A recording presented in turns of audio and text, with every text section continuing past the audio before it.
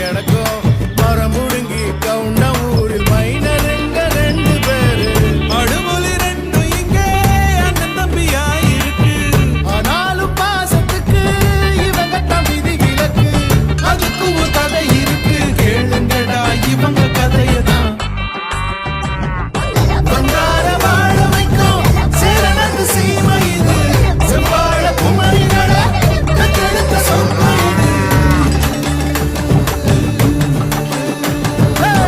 கொங்கு நாட்டு தென்றலுக்கும் குமரி பொண்ணு வாசம் வரும் கொங்கு தமிழ் பொண்ண பார்த்தா பூக்களுக்கும் மீச வரும்